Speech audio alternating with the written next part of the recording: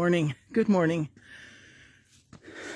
As we grow up, we learn really fast that there are people like us and people not like us. People who think like we do, who have an attitude like we do, people who approach the world and others like we do, and those who don't.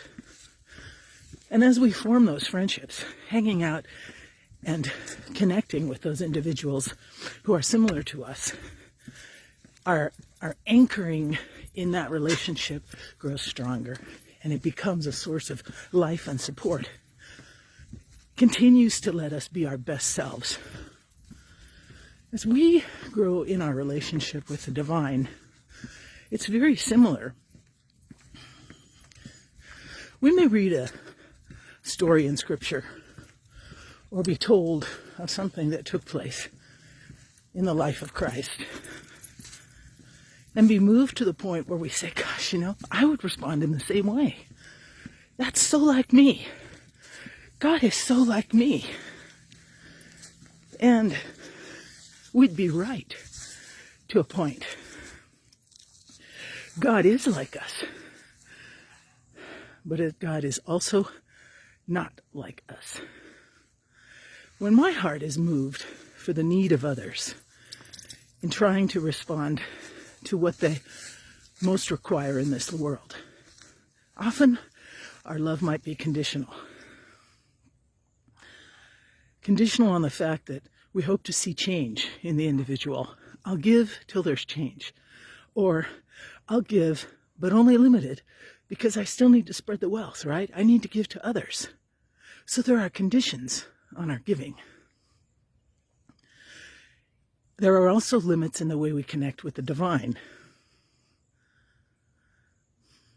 There are times when we're distracted, when we can't listen well, when we're not paying attention, when our hearts are bunched up and confused and angry, or reacting against violence that we see on TV or in the news. And we can't respond with an open heart. And that's where we have to consider that actually God may be less like us than we are like God. So, is that semantics? Is that just trying to express this in a different way, playing word games? I don't think so.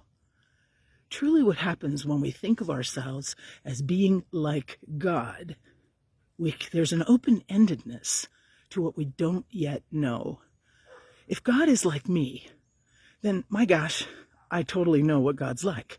I can expect from God the same things I can expect from myself. And when I get irritated and tired and frustrated with other people, I can bet that God feels the same way, right? Because God's like me. But actually, if I am like God, there's a whole wealth of opportunities and responses that I can have to the people in the world around me that I have not yet discovered. Because we certainly know we don't know everything about the divine. It's important to us to pay attention to this small detail. I had a friend, she's rooting for me from heaven now, I hope, Ruby Etchemendy, and I talked to you about her before. She used to say to me when I was totally frustrated with the way things were, either with myself, or with the church, or with the world, she'd say, Monique, with this little sly roll of the eye, let a cat be a cat. Let a cat be a cat. Don't try and change the nature of things. Try and change the way you respond to them. Such wisdom. And why is that extra important this morning?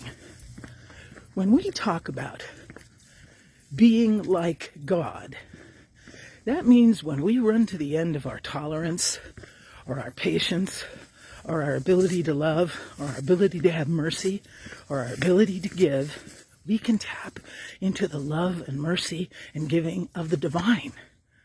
We can love with God's love. We can love broader and deeper and more long-lasting than we could with our own love. That's why it's important to remember that we are like God. We are God-like.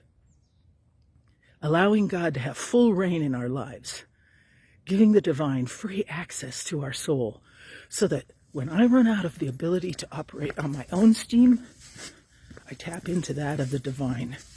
That's what it means to be bearers of light. That's what it means to be like the divine in the world.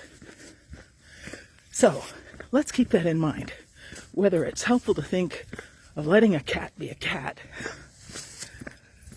or that we are like God. There's lots we can tap into, and the divine has volumes that have not been shared yet. Keep your heart open. Listen to those promptings. How does God want me to love in this situation? And when I don't have enough of my own, I tap into the love of God.